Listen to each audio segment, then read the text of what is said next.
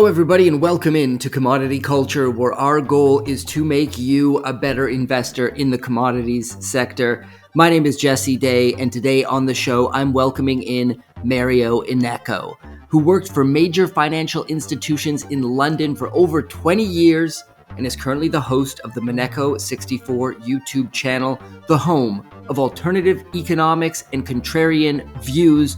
We're going to cover why he thinks the UK financial system is on life support right now and what the implications of its collapse could be for the nation.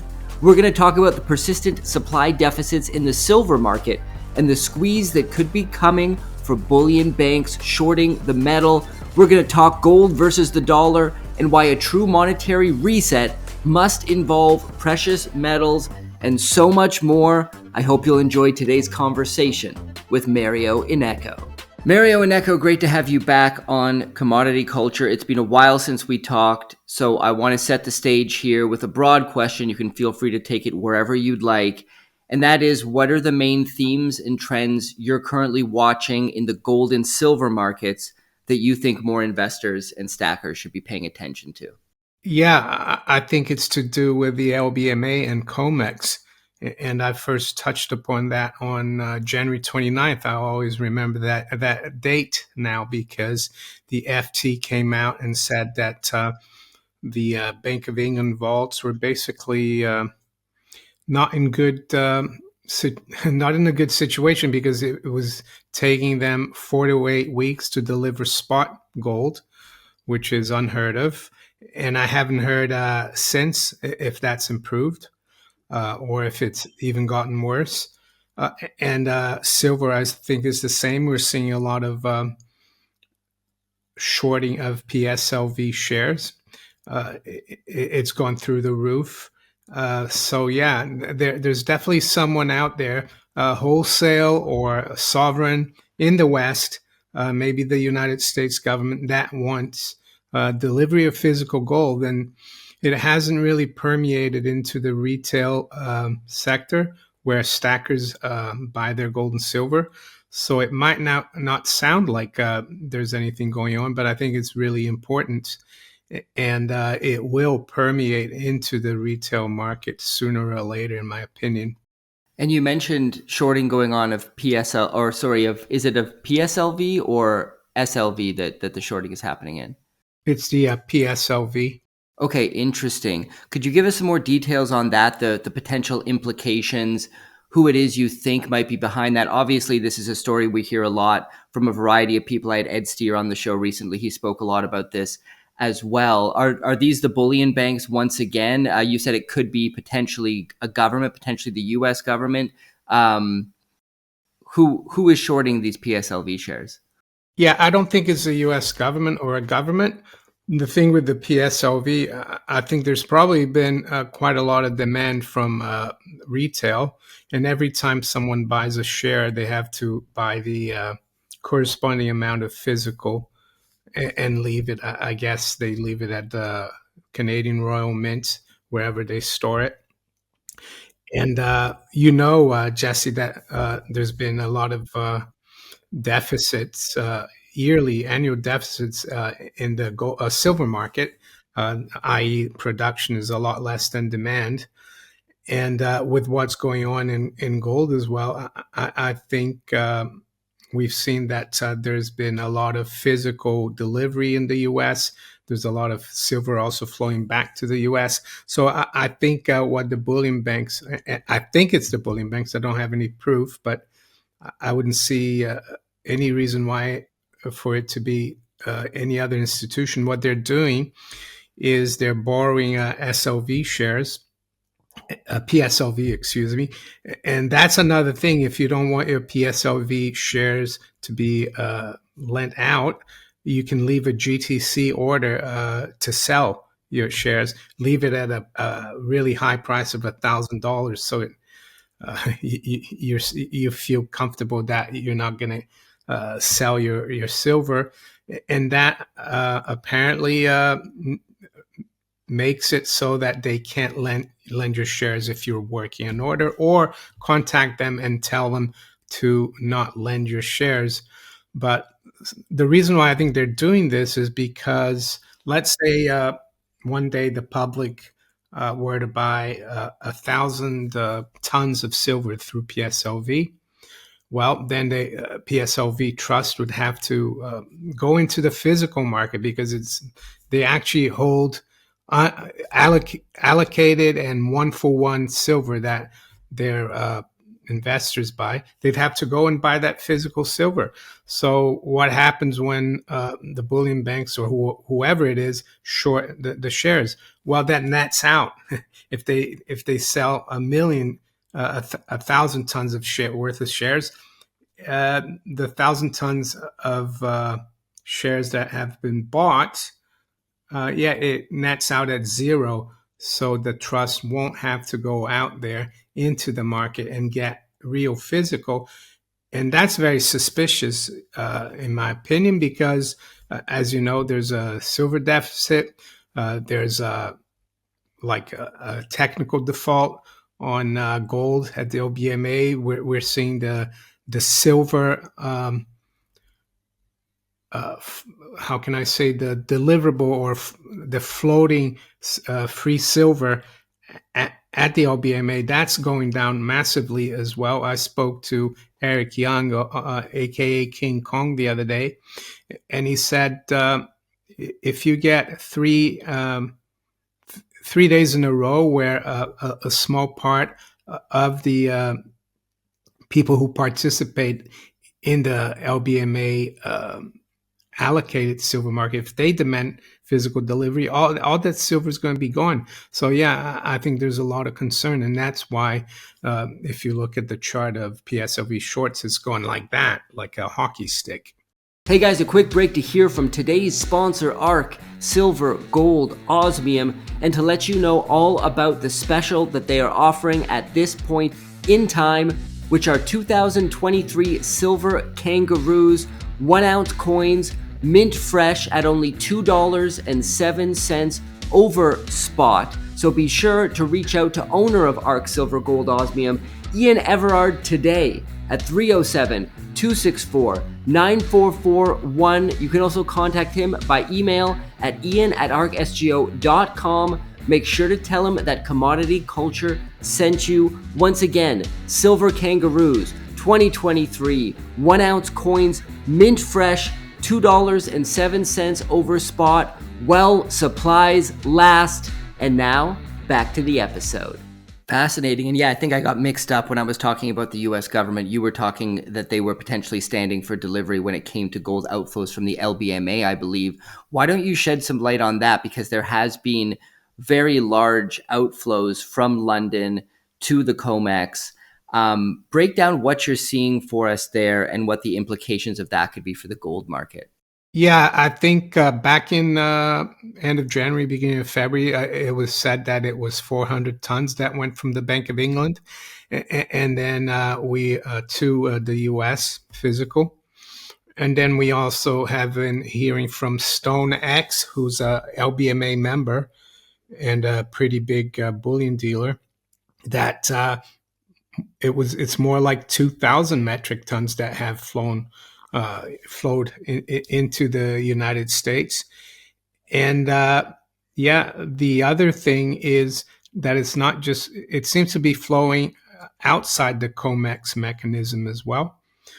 So not just through COMEX. The implications to me is that it could unravel the whole LBMA,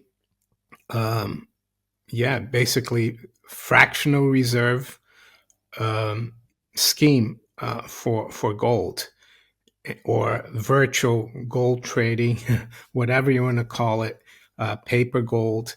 And that's the thing, Jesse, the bullion banks and the bankers in general don't see anything wrong with that, because that's how they operate the current fiat currency system.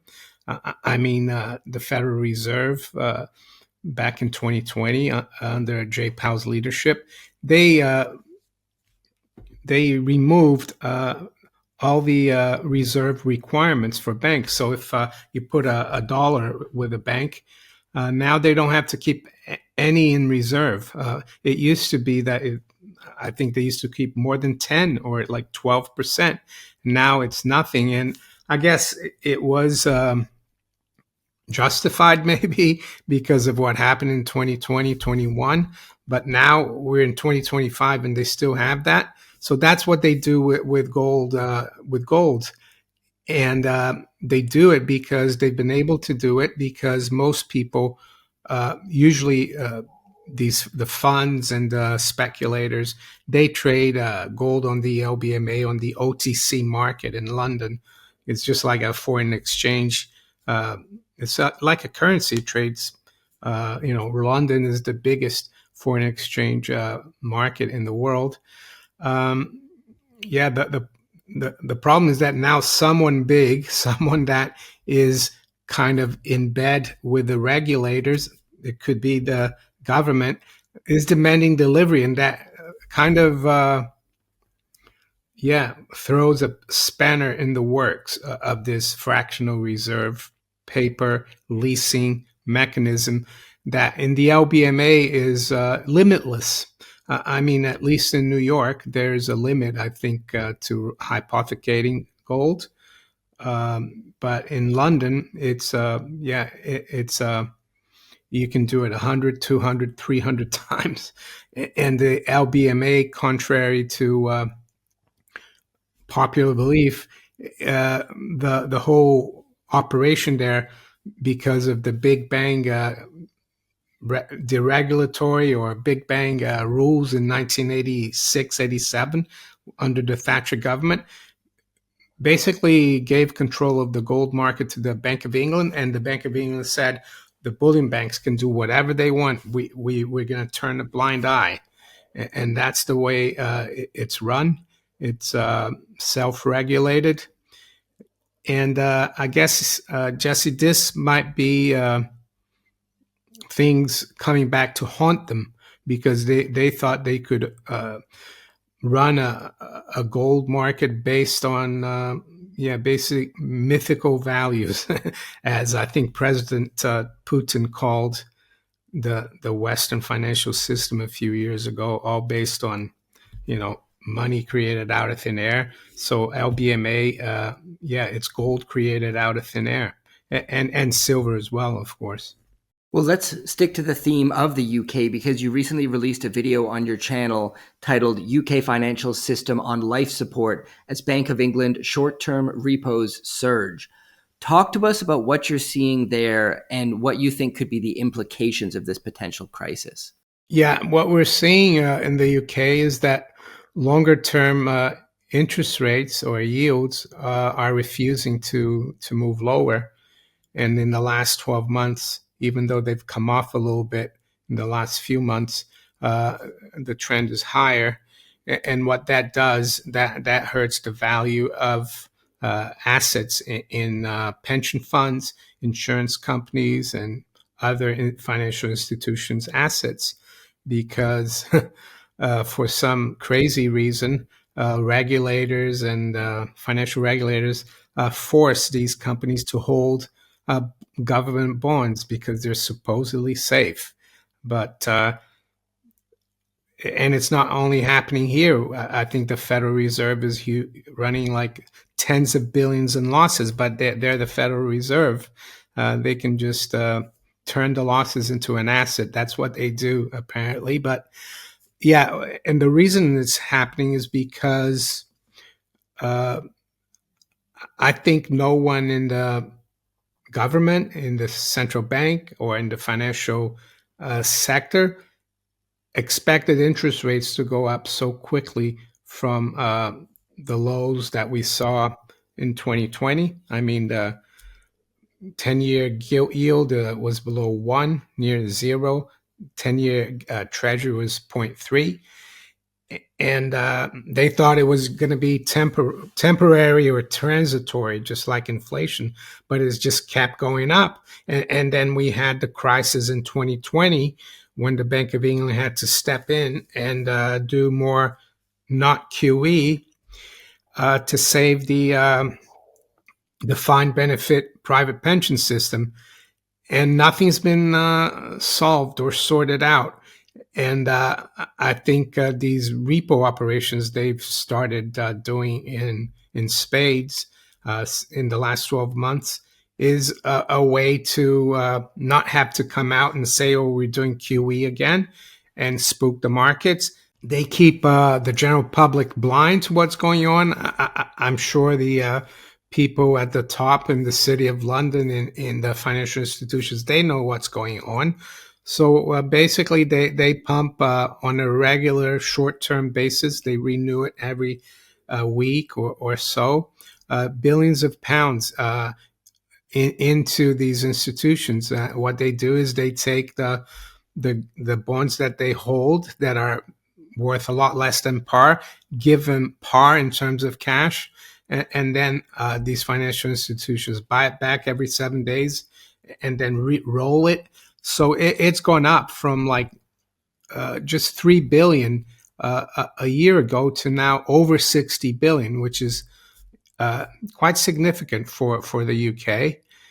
And yeah, it's showing that there's something wrong in the financial sector. But right now, not many people look into that. But I've noticed that recently the 10-year and 30-year gilt yields are starting to rise again. And that's more and more, that's going to make matters even worse. Today, as well as we speak, we have the Chancellor of the Exchequer. She's making her spring statement. And even the mainstream media here is now admitting that the economy is in the doldrums. She's got nowhere to turn to more money. So I think the bond market is going to punish her, and it's not going to get any better. Well, I've spoken to a few people on this show, people like Alex Craner, Tom Luongo, Martin Armstrong, and some others as well, who believe that the UK could be facing an existential crisis, partly driven by their overcommitment financially to the war in Ukraine. Obviously, a number of other issues, the mass immigration issue is something that they pointed to as well. But sticking to the financial side of things, as someone who is there boots on the ground in the UK, are things as bad as people are making it out to be? Things get hyperbolic on social media. A lot of people don't actually live there. How do you see things from your perspective? Do you think this can be turned around? Are things as bad as people are making it out to be? Yeah, I guess it depends how much you get out. I mean, I do get out, but I'm kind of insulated where I live. It's not that bad. But you do see on social media, I don't watch mainstream media or TV, but you see that people focus on the negative things. But I think it is a problem, all the uncontrolled immigration. And the amount of money that we as taxpayers have to fork out to keep these people who have no really affinity to the British culture or the language or the rule of law. I think it's crazy what not just the current government is doing, but the previous government was doing. And it almost feels like they're doing it also to provoke the common English British person. And maybe it's because they know that they're in such dire straits financially that they need people to get angry, to rise up, so they have an excuse to crack down. And they're already doing it. The riots last summer was an excuse to crack down on freedom of speech. I don't have to tell you about that and what Vice President Vance said, and I agree with him. So now it seems to be, yeah, just stuff the country, bring everyone in. They don't even need their passports or anything. But when we travel and come back at the airport, we have to go through all the security. But these guys come in with nothing, and they get accommodation at 4-star hotels. They get everything, and yeah, so it's not good.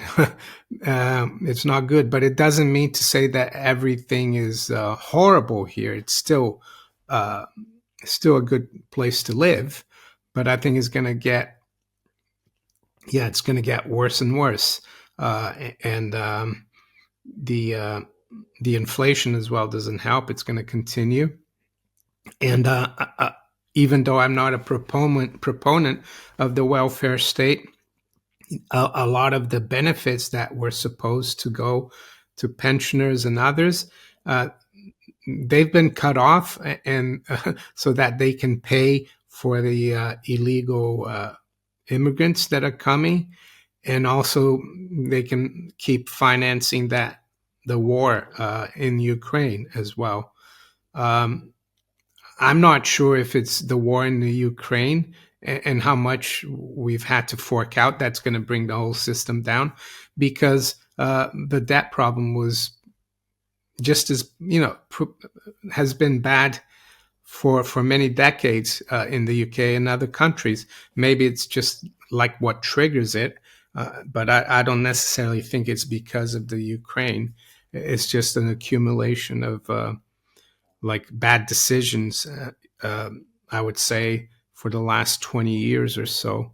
Very thorough breakdown. And it is fascinating to see this mass push for immigration in so many countries, not only the UK, obviously, but the EU, and of course the previous administration in the US opening up the border to all comers. There's a lot of theories around that. I think you could be accurate by stating that it could be to inflame the population, cause an uprising, and then bring in more stringent government regulation, as we've already seen. You mentioned also potentially bringing in new voters, of course, because if you're bringing people in and giving them all these benefits, of course they're going to want that to continue. So if they get the chance to vote, become naturalized, and gain the right to vote, then of course that's a huge voter base that you have in your back pocket.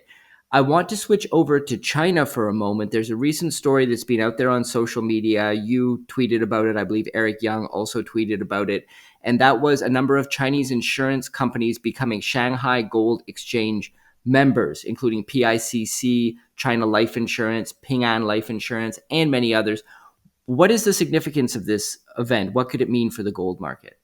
Yeah, I think it's highly significant. And I saw someone post or tweet, and I don't have the full details, but they said that in the early 80s, President Reagan also change the rules and regulations pertaining to American pension or insurance companies, excuse me, and that they could invest more in the stock market. And look at what happened in the stock market. I mean, it bottomed around 1982, I think, and we've been in a bull market since then, massive bull market. So I think it's that kind of event. It could be for China, well, for gold and China. And I think it's not surprising because the Chinese government, they've been encouraging the public to own gold. So now it's just, I think it's natural that they're telling the insurance companies, yes, you can invest some of your assets in gold. I think it's 1%, but it's 1% that could make a huge difference because, for example, in the US, I think less than 1% of investable assets are in the gold and silver sector. So for a country as big as China, yeah, I think it's just going to continue to underpin the value of gold, or if you want to call it the price of gold going forward. Well, obviously, gold on a tear. There aren't many who would deny that we are in a full on bull market. A couple questions related to that. One, why hasn't the mainstream financial press started shouting from the rooftops about $3,000 gold? We are starting to see some stories come out. It's not complete silence, but there should be more discussion, I would imagine. And more importantly, I think for speculators and investors watching this show, why do you think we haven't seen a major move in the gold mining stocks alongside the metal? Yeah, I mean, the first question about the mainstream, I guess they're financed by the Wall Street houses that deal more in stocks, bonds, derivatives, and the kind of people that like gold, they avoid Wall Street unless you're buying ETFs, which I don't recommend. and they wouldn't, financial advisors, stockbrokers, they're not going to come to you and say, oh, buy physical gold, it's good for you, because they're not going to benefit from it.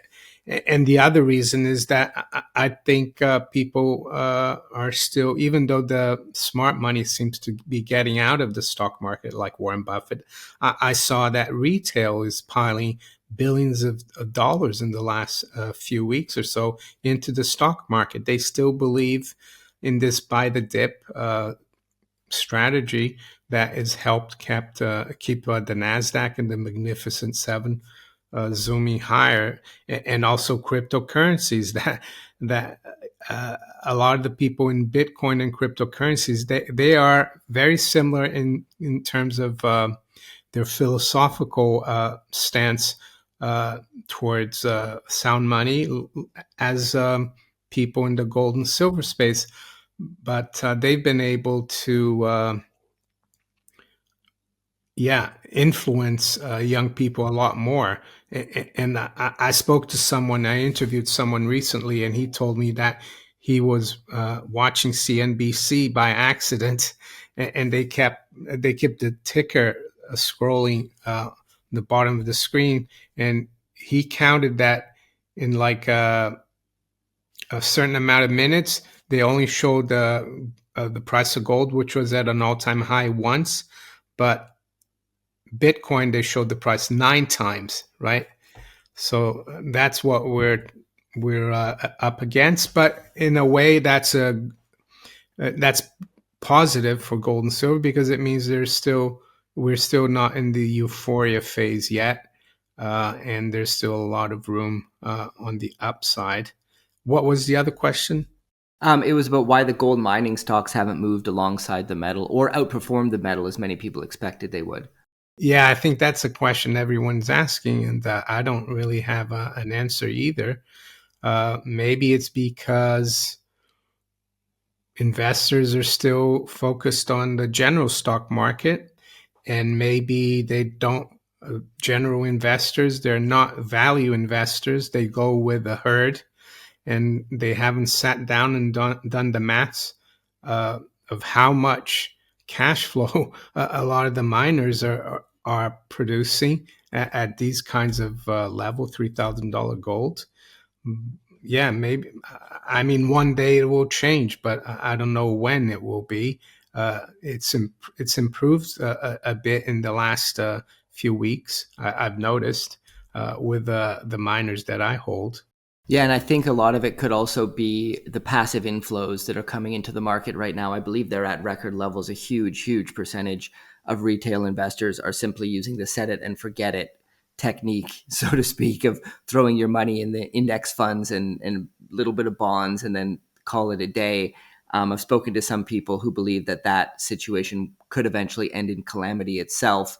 There's an idea out there that the general public will finally wake up to the real value of gold and silver as money. And at that time, it could become a very difficult asset to acquire because everybody's scrambling to get it. I mean, my question is, though, with how dumbed down the general public seems to be, I mean, it feels like we're at peak stupidity in terms of the average intelligence of your man on the street, so to speak. People seem to do whatever the talking heads on TV tell them, especially in my home country of Canada. But this is kind of a universal thing, I think. Is it possible retail public in places like Canada, the US, the UK, etc., will never wake up? I mean, is it going to take them starving in the streets to see gold and silver as money? But because it just feels like the stupidity out there is on another level. Maybe yes. Maybe it will take a complete destruction of our currencies, and scenes like we saw back in 1923 in Germany, for people to wake up and realize that what we have now is not real money. I mean, on this kind of space that we are, the gold, silver, sound money space, we're well aware of it, and it is a growing space, but it's still, I think, minuscule to otherwise, And I mean, when you talk to people, they have no clue about gold. They think that premium bonds are the safe place. Like premium bonds are a kind of government bond that you buy here, and they do a draw every month, and you might win loads of money. But no talk about gold. They've got this lottery bond system there where you buy bonds, and if you're the lucky winner, you can get some extra cash. Yeah, you can put £100 in a premium bond, and then they do a draw every month, and you might win, £1 million. But that's the odds there are huge. But people think, at least I've got a chance to win, and I can't lose my £100. But they don't understand that you're losing purchasing power by keeping those £100. I mean, gold here in the UK, the ounce of gold has gone from about 220 ounces, 220 pounds when I first bought gold here, to now 2,350. You know, so the currency's lost 10 times its value versus gold, and people are still. I think it's Jesse is because people are not schools and even universities don't teach the fact that gold has always been money. And I didn't know this up until maybe 25, 26 years ago. I had to learn it on my own. Yeah, and as so many of us have, that's such a fascinating thing. It's that gambling mentality, I think, too. People get excited about the potential of a big win while ignoring the loss that they face in the vast majority of circumstances.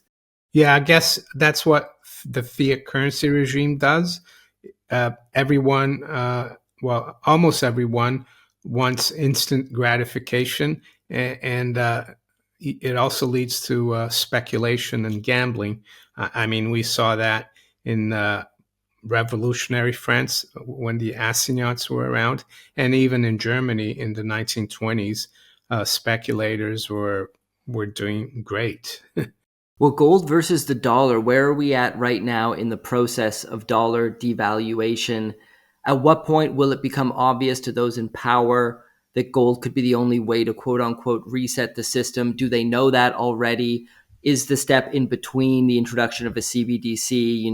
I don't know if it was Churchill who said the American government always does the right thing after they exhaust every other option. I think that could be transplanted onto all governments pretty much around the world.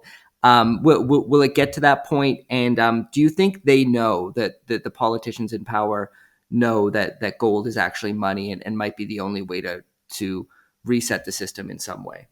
I'm not sure about that. I'm not even sure whether Besant knows that, even though he said prior to becoming Secretary of the Treasury that his biggest holding was gold. But as far as the dollar is concerned, I mean, it's lost since 1953, 99% of its value versus gold. So the last percent can, yeah, I mean, the last percent can go on for a while because it's not like the drop to 99% happened like in 2 years. It's been happening for over 70 years. Um, I think people might wake up, or our politicians and the people who run things might wake up when we start seeing gold go up 500, 1,000 or more a day. Then they'll wake up. Right now, I don't think they're still awake to it, even though uh, I think it looks really bullish, the long term chart of gold. Uh, I think it's going to be very hard to uh, stop it going up. Or the way I like to look at it, it means that our currencies are in terminal. They've entered the phase of the all of a sudden, I think it was the Hemingway's novel quote, "How did you go bankrupt? Gradually, and then all of a sudden I was bankrupt." I think we are entering that stage, and it doesn't take years. It could take less than a year. It could be very quickly. That's what happened in Germany in the 1920s. All of a sudden, the currency completely collapsed, i.e., people didn't want the currency. They want to get rid of it for anything that had some intrinsic value. Yeah, and I mean, there comes a point if a currency is hyperinflating enough, you'll take anything. You'll take a cup, a basket, a whatever, because at least it's something. At least you can pour water in the cup, whereas the currency is completely useless. I want to talk about the digital euro. It seems to be looming. It's slated to be released, I believe, in October of this year. Christine Lagarde calls it a tool of sovereignty. But really, whose sovereignty is she talking about? I mean, the EU is not a country. The EU's tried to launch a lot of failed digital products. Famously, they've been trying to launch this kind of universal visa registration system throughout the EU that you have to go online and you have to pay a fee to be able to, but in advance of going to the EU. But they've been trying it for years and years. They keep announcing it. It keeps falling flat and never getting released. And I think it looks like it's been shelved for now. We'll see. They'll probably try to bring it back. Do you think they'll actually be able to bring out and implement this digital euro across the board of all EU member states? And if so, how do you expect it to function? Is this the dystopian CBDC people are making it out to be, or is it just kind of a digital alternative to a fiat version of the euro on blockchain or something like that?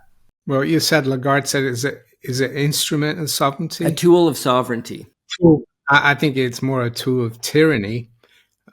But yeah, I read up on it a little bit, the digital euro, and I think they're looking to maybe get it kickstarted by October. I think the ECB has spent billions outsourcing the technical development to private companies of the digital euro. Yes, and I think it's a response to the popularity of cryptocurrencies, stable coins. They don't want private competition to their currency, and so they want to they want to market it as a digital currency, so that people who are into cryptos or bitcoins might say, oh, let's try this digital currency. But I think they're naive into thinking that these people are going to fall for that. Whether it's going to succeed, I don't know. But the other thing that they say, and they always say that, is that the paper currency is always going to be there. It's never going to go. But I don't trust them. I think what's happening, Jesse, is akin to when World War I started, or maybe even before World War I. There's a move for people to hold more banknotes and paper, and then eventually for people to abandon gold and silver coins because they couldn't control them as much. They could more through the paper. And then, let's say in the 60s and 70s, they started moving people into plastic credit cards, which became debit cards. Yeah, I think it's just another step towards tyranny, not sovereignty. And it's not going to solve the problem of currency debasement, because it's still going to be a digital currency backed by nothing, backed by fiat currency. And the other question there is to answer is that the European Commission has to make it legal. The ECB can't just force that on the European Union, but I'm sure the European Commission, being a Soviet institution, will approve, rubber stamp, the digital euro. My hope is that people wake up and start, maybe there are cryptocurrencies might be an alternative, but I think the best alternative is still physical gold and silver. That's the best way for privacy.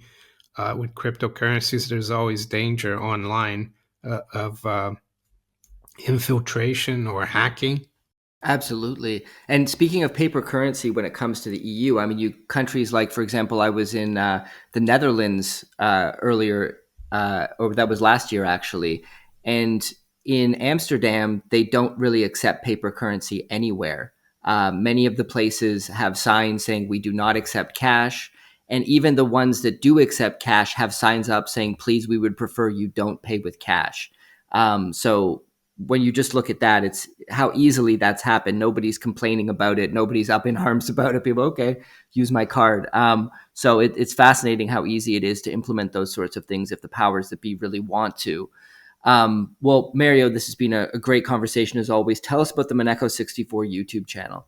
Yeah, it's the home of alternative economics and contrarian views, and I've been posting content there since late 2015, so almost 10 years. Uh, yeah, I post a video every day.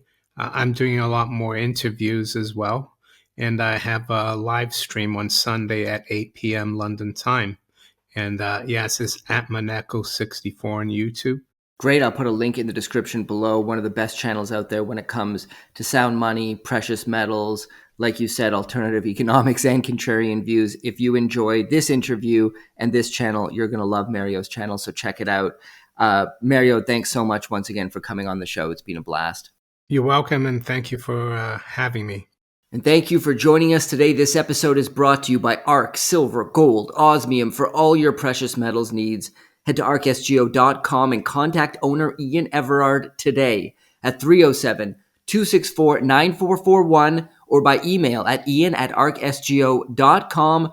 Take advantage of their special while supplies last Silver Kangaroos 2023 mint fresh, only $2.07 over spot. Reach out to Ian today and make sure to tell him that Commodity Culture sent you. And I'll see you guys in the next episode. Commodity Culture is a series on commodities and natural resources. If you would like to see more, be sure to subscribe and hit the bell notification so you're always up to date with the latest episodes.